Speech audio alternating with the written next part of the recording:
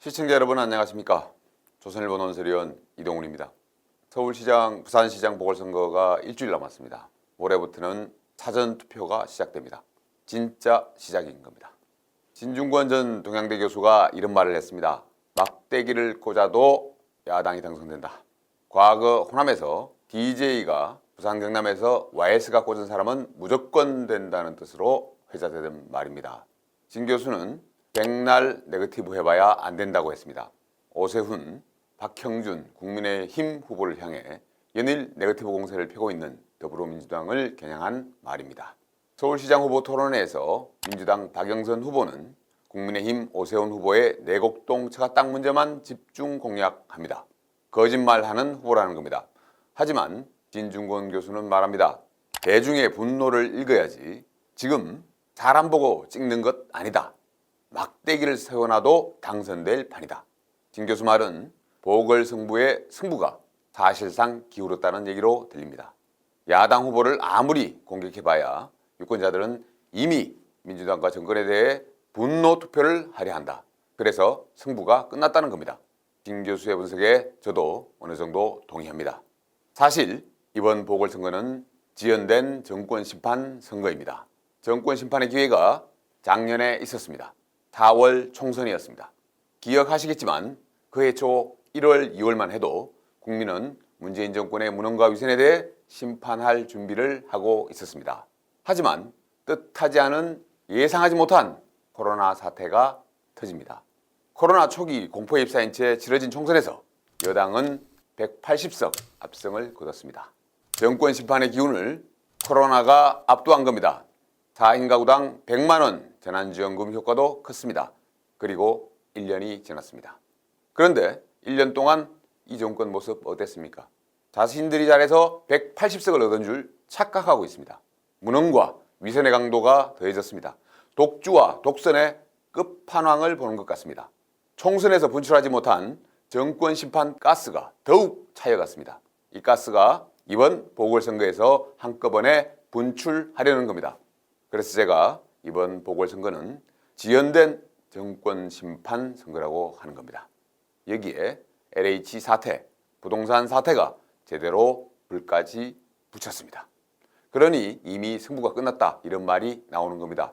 오늘 아침 리얼미터 여론조사 오세훈 후보의 지지도는 55.8%, 박영선 후보 32%입니다.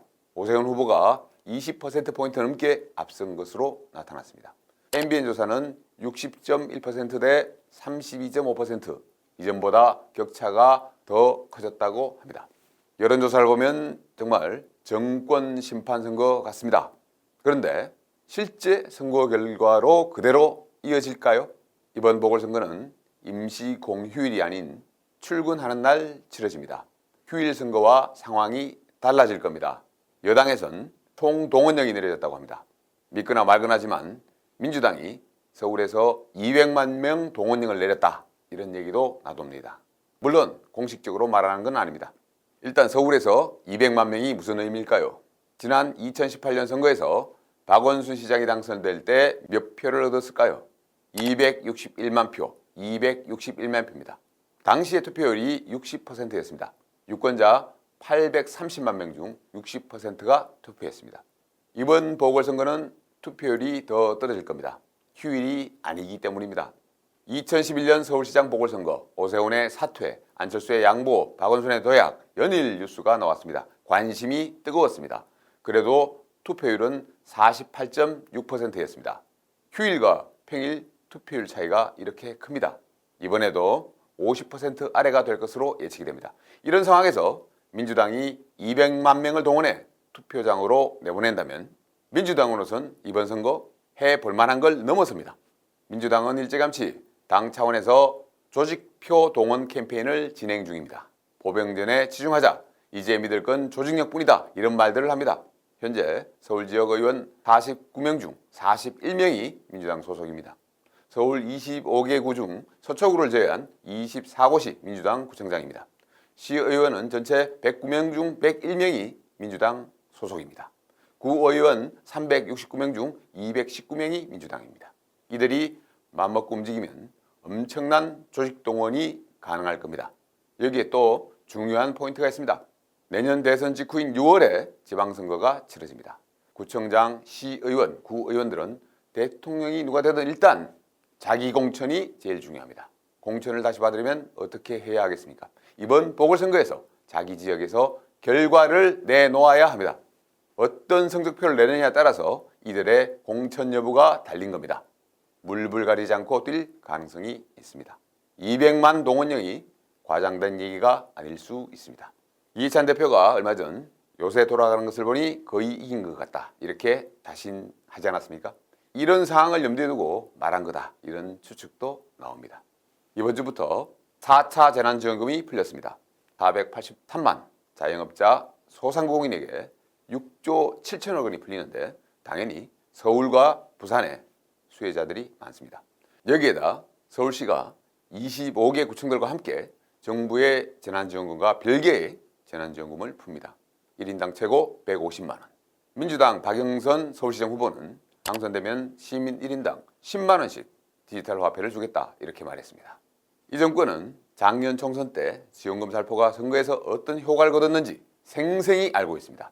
아는 맛이 무섭다고 그걸 그냥 넘어갈 리 없습니다. 선거일이 가까우면 유권자들 앞에서 돈 봉투를 흔들어댈 겁니다. 이번 선거는 조직과 돈 이 두 가지가 정권을 심판해야 한다는 열기, 바람과 맞붙는 선거입니다. 정권 심판론이 조직, 돈과 싸우는 선거입니다. 지금 여론조사 수치로는 정권 심판의 열기가 높습니다. 그러나 어디까지나 여론조사는 여론조사일 뿐입니다.